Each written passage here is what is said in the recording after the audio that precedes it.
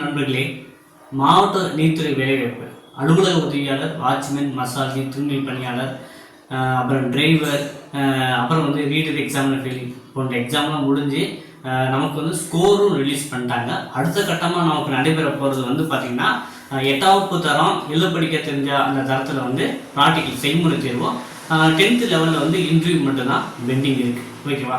So இதுக்காக நிறைய பேர் எதிர்நோக்கி காத்துக்கிட்டு இருக்கீங்க. இந்த இடையில கடந்த ப்ராக்டிக்கல் எக்ஸாமுக்கு நீங்கள் கிளாஸ்லாம் எடுத்துன்னு சொன்னீங்க, இது வரைக்கும் எதுவுமே பண்ணவே இல்லையே அப்படின்னு நிறைய பேர் கேட்டாங்க.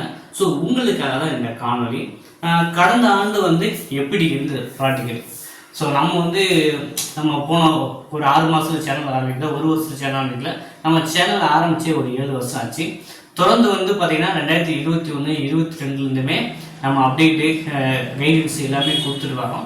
அப்போ பார்த்தீங்கன்னா கடந்த 2021 நமக்கு பார்த்தீங்கன்னா ஹைகோர்ட்டுக்கும் வச்சுருந்தாங்க, அது கீழமை நீதிமன்றங்களுக்கும் ஓஏக்கான ப்ராக்டிக்கல் வச்சுருந்தாங்க. அப்போ என்ன பண்ணியிருந்தாங்க, என்ன ப்ரொசீஜர் அப்படின்னா, ரிட்டன் மார்க் ஜஸ்ட் எலிஜிபிள் தான். அதை பார்த்தீங்கன்னா மெயின் கட் ஆஃபுக்கு எடுத்துக்கல. ஆனால் இந்த முறை பார்த்தீங்கன்னா உங்களுக்கு என்ன பண்ணியிருக்காங்க, மாவட்ட நீதித்துறை வேலைவாய்ப்புக்கு ரிட்டன் மார்க்கு 100, சரிங்களா, ப்ராக்டிக்கலுக்கு 70, அப்புறம் சர்டிஃபிகேட் வெரிஃபிகேஷன் இன்டர்வியூக்கு 30, மொத்தம் 200. இந்த 200க்கு தான் ஸ்கோர் எவ்வளோன்னு பார்ப்பாங்க. ஸோ போன வட்டம் பார்த்தீங்கன்னா இந்த ரிட்டன் மார்க்கே கிடையாது. 2021 இந்த ரிட்டன் மார்க்கே கன்சிடர் பண்ண ஜஸ்ட் எலிஜிபிள் டு நெக்ஸ்ட் லெவலுக்கு மட்டும்தான் அது பயன்பட்டுச்சு. மற்றபடி இந்த 100 மார்க் எவ்வளவு தான் அவங்க பார்த்தாங்க. ஆனால் இந்த தடவை அப்படி கிடையாது. உங்கள் எழுத்து தேர்வு மார்க்கும் கன்சிடர் பண்ணுவாங்க, ப்ராக்டிக்கல் மார்க்கும் கன்சிடர் பண்ணுவாங்க, இன்டர்வியூ மார்க்கும் கன்சிடர் பண்ணுவாங்க. அப்போ எழுத்து தேர்வு இது இனிமேல் நம்ம எதுவும் மாற்ற முடியாது, சரிங்களா? நீங்கள் 80 எடுக்கலாம், 70 எடுத்துக்கலாம், 90 எடுக்கலாம். ஸோ இதை மாற்ற முடியாது. ஸோ இந்த கேட்டகரியிலேருந்து எழுத்து தேர்வுலேருந்து 1:5 அது அடிப்படையில் ப்ராக்டிக்கல் போவாங்க, சரிங்களா? அப்புறம் 1:3 இல்லாட்டி 2 அடிப்படையில் இன்டர்வியூக்கு வருவாங்க. ஓகேவா? ஸோ இதுதான் ப்ரொசீஜர். இப்போ நம்ம இந்த ரிட்டன் முடிச்சுங்க. இப்போ ப்ராக்டிக்கலுக்கு எப்படிலாம் கேட்டிருந்தாங்க, ஸோ என்ன மாதிரிலாம் அவங்க எவாலுவேட் பண்ணாங்க அப்படிங்கிறத ஒரு பேசிக்காக நம்ம ஒரு 6-7 டாஸ்க் தான் இருந்தது. அதுதான் ரிப்பீட்டடாக ஒவ்வொரு பேஜ் பேஸாக வச்சாங்க. மேக்ஸிமம் எல்லாருமே சென்னை போகிறதா தான் வந்தது, சரிங்களா? ஸோ இந்த வட்டம் எல்லாருக்குமே சென்னை போக வேண்டி இருக்குமா, ப்ராக்டிக்கல் பாஸ் பண்ணாங்களா, இல்லை அந்த மாவட்டத்திலேயே வைப்பாங்களா அப்படிங்கிறது நமக்கு தெரியல. ஸோ நம்ம வெகு விரைவிலேயே அதுக்கான தகவலும் கிடைச்சிடும். சரிங்க, ரிட்டன் முடிச்சுட்டோம், ஸ்கோர் பார்த்துட்டோம். அடுத்த ப்ராசஸ் என்ன அப்படின்னா, கட் ஆஃப் ரிலீஸ் பண்ணுவாங்க, யாரெல்லாம் நெக்ஸ்ட் லெவல் போகிறாங்க அப்படிங்கிற பிடிஎஃப் லிஸ்ட்டு வரும். அப்புறம் அவங்களுக்கான கான்டாக்ட் வரும். ஸோ இந்த 3 ப்ராசஸ் இருக்குது. ஒன்று கட் ஆஃப் வரும், இந்த மார்க் இவ்வளோலாம் இருக்குன்ட்டு, அப்புறம் அந்த பிடிஎஃப் லிஸ்ட்டு கொடுப்பாங்க, யாரெல்லாம் நெக்ஸ்ட் லெவல் போகிறா அப்படிங்கிறது அவங்க மட்டும் கான்டாக்ட் டவுன்லோட் பண்ணுற மாதிரி இருக்கும். அது ப்ராக்டிக்கலுக்கு இந்த 1:5.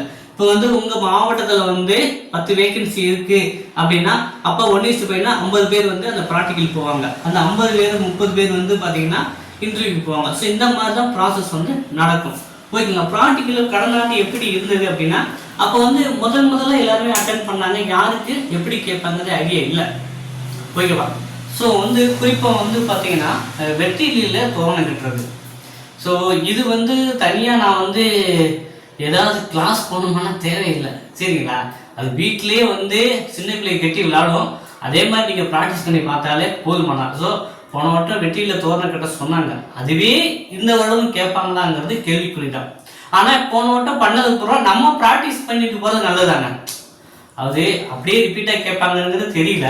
ஆனால் போன வட்டம் என்ன டாஸ்க் கொடுத்தாங்களோ அதை நம்ம நல்லா ப்ராக்டிஸ் பண்ணிட்டு போகிறது தவறே கிடையாது. ஓகேங்களா? அப்போ அந்த டாஸ்க் ஒரு பேப்பர் எடுத்து நோட் பண்ணிக்கோங்க. அது வெற்றிலையில் தோரணம் கட்டுறது ஒரு டாஸ்காக கொடுத்துருந்தாங்க. அப்புறம் சம்மங்கி பூவில் பூக்கு மாலை மாதிரி கட்டுறது, சம்மங்கி பூவில் மாலை மாதிரி கட்டுறது கொடுத்தாங்க. அப்புறம் பார்த்தீங்கன்னா ஒரு சிலருக்கு தண்ணி கேனை தூக்க முடியுமான்னு தூக்கி பார்க்க சொன்னாங்க. அதாவது மொத்தம் சொல்லிக்கிறேன், நோட் பண்ணிக்கோங்க. அதாவது வெற்றிலையில் தோரணம் கட்டுறது, அப்புறம் பார்த்தீங்கன்னா சம்மங்கி பூவில் மாலை கட்டுறது, அப்புறம் தண்ணி கேன் தூக்குறது, அப்புறம் பேப்பரை ப்ராப்பராக மடித்து வைக்கிறது, பேப்பர் போட்டிங்க. அப்புறம் என்ன சொல்லியிருந்தாங்க அப்படின்னா, ஒரு சார்ட் கொடுத்துருந்தாங்க. ஒரு சார்ட்டு கொடுத்து அந்த சார்ட்டில் நிறைய பொருட்கள்லாம் இருக்கும், சரிங்களா? ஒரு 3 நிமிஷம் காமிச்சிட்டு அந்த பொருட்கள் எல்லாமே நீங்கள் லிஸ்ட் அவுட் போட்டு எழுதணும். அப்போ அந்த சார்ட்டில் ஒரு 20 பொருள் இருக்குது, இல்லை 10 பொருள் இருக்குன்னா அந்த 10 பொருளையும் மனப்பாடமாக வந்து அது அவங்க பிரெயின் வந்து கரெக்டாக இருக்காதான்னு பார்த்து மெமரியில் வச்சுருக்கான்னு பார்த்து அந்த திங்ஸ்லாம் எழுதி கொடுக்குற மாதிரி இருந்துச்சு. இந்த ஒரு டாஸ்க் கொடுத்துருந்தாங்க. ஸோ ஒரு இடத்துல வந்து ஒரு படத்தில் வந்து 10 பொருளை பார்க்குறீங்க, அந்த 10 பொருளையும் நீங்கள் எழுதி கொடுக்குற மாதிரி. இந்த மாதிரி டாஸ்க் வந்து மேண்டரியாக எல்லாத்துக்குமே ஓரளவு கேட்டுருந்தாங்க. அது போனால் ப்ராக்டிக்கலில் அப்புறம் வந்து பட்டன் வைக்கிறது, சரிங்களா, பட்டன் வைக்கிறது ஒரு டாஸ்க்காக கொடுத்துருந்தாங்க. அப்புறம் வந்து புடவை மடித்து வைக்கிறது. ஸோ இதுதான் வந்து இப்போது அது கடந்த 2021 அவங்களாம் கேட்டால் வந்து ப்ராக்டிக்கல் வந்து டாஸ்க்கு, சரிங்களா. ஸோ இதுக்கு வந்து தனியாக வந்து நீங்கள் எக்ஸ்ட்ரா ட்ரைனிங் போகணுன்ட்டு அவசியம் கிடையாது. பூ கட்டுறதுன்னா பக்கத்தில் பூ கட்டுற அம்மா இருப்பாங்க, பூ கடைக்காரர் இருப்பாங்க, அவங்க பார்த்தாலே அவங்களே சொல்லி கொடுத்துருவாங்க. நீங்கள் மாலையில் தோரணம் கட்டுறது, அப்புறம் வந்து கோலம் போடுறது, ஸோ இதுதான் அவங்க டாஸ்க்காக கொடுத்துருந்தாங்க. ஸோ அவங்களுக்கே தெரியும் நம்ம போகிற கேடர் வந்து 8வது தரம் தான், சரிங்களா. ஸோ அதுக்கு தகுந்த மாதிரி தான் அவங்க டாஸ்க்கு கொடுப்பாங்க. அப்போ நம்ம ஏற்கனவே வந்து 24 வகையான ஒரு கேட்டகரி டாஸ்க்கு லிஸ்ட்டு காணொலியில் பார்த்தோம். அப்புறம் வந்து பார்த்திங்கன்னா ஒரு டேபிளில் வந்து ஒரு ஆஃபீஸர் இருக்கான்னா அவர் டேபிள் வந்து எவ்வளோ க்ளீனாக இருக்கணும், அதை எப்படி பொருட்கள்லாம் அடுக்கி வச்சுருப்பீங்க, அந்த ஒரு டாஸ்க் மாதிரி இருந்தது, சரிங்களா. ஸோ இதுதான் கேட்டிருந்தாங்க. இதுக்காண்டி வந்து ரொம்பலாம் பயந்துக்கிட்டு இருக்க தேவையில்லை, ப்ராக்டிக்கல் அப்படி ஆகுமா இப்படி ஆகுமா அப்படின்ட்டு. அதனால வந்து ப்ராக்டிக்கல் வந்து ரொம்ப ஈஸியாக தான் இருக்கும். நீங்கள் வந்து டே டு டேயில் பண்ணுற வேலையை ரெகுலராக பார்த்துட்டு வந்தீங்கன்னா கூட பக்காவாக வந்து இந்த ப்ராக்டிக்கல் அட்டன் பண்ணலாம். சரிங்க, எப்படி இருந்தாலும் நான் இன்றைக்கு படிச்சனா போகிறோம் அப்படின்னு கேட்பீங்க. ஸோ நம்ம வந்து பார்த்தீங்கன்னா நீங்கள் வந்து ஒரு என்ன படிக்க போகிறது கிடையாது, இங்கேருந்து 8வது தரத்தில் தான் போகிறீங்க. ஸோ அந்த அளவுக்கு கொஸ்டின்ஸும் இன்டர்வியூ பண்ணுறது கொஞ்சம் ஈஸியாக தான் கேட்பாங்க. வழக்கு நீதிமன்றம் அப்படிலாம் இன்டெப்த்தாக இருக்காது. நீங்கள் என்ன சொல்ல வாரீங்களோ அதுலேருந்து தான் இருக்கும். நம்ம இன்டர்வியூக்கு எப்படி தயாராகிறது அப்படிங்கிறத ட்ரெஸ்ஸிங் கோடு எப்படி இருக்கும், என்ன மாதிரி அப்ரோச் பண்ணணும், அதாவது நம்ம வந்து பிஹேவியர் அப்ரோச்சுன்னு இருக்குது. ஸோ அது என்ன மாதிரி வந்து பண்ணணும் அப்படிங்கிறத நம்ம அடுத்த காலம் டிஸ்கஸ் பண்ணுவோம். ப்ராக்டிக்கலை பற்றி தனியாக கிளாஸ் அப்படின்னா என்ன பொறுத்தவரைக்கும் தேவையில்லைன்னு தான் சொல்லுவேன். ஸோ இதை வந்து நீங்கள் டே டு டே லைஃப்பில் பண்ணுறதை கரெக்டாக பண்ணாலே ப்ராப்பராக வந்து ப்ராக்டிக்கல் அட்டன் பண்ணுவீங்க. இது சம்மந்தமாக வேறு எதுவும் டவுட் இருந்துச்சுன்னா கமெண்டில் தெரியுங்க. நீங்கள் கேட்பீங்க இந்த ரிசல்ட் எப்போங்க வரும், கட் ஆஃப் ரிலீஸ் பண்ணான்னு கேட்பீங்க. ஸோ கோர்ட் வந்து பார்த்தீங்கன்னா அவங்க வேலையை ப்ராப்பராக பண்ணிக்கிட்டு தான் வந்துக்கிட்டு இருக்காங்க, சரிங்களா. அதனால் வந்து வெகு விரைவிலே பொங்கலுக்குள்ளாவே நமக்கு அப்டேட் கிடைக்க தான் போகுது, நம்பி இருங்க. நீங்கள் 2025 கண்டிப்பாக நீங்கள் வேலையில் உட்கார தான் போகிறீங்க. புத்தாண்டு வாழ்த்துக்களுடன் நன்றி, வணக்கம்.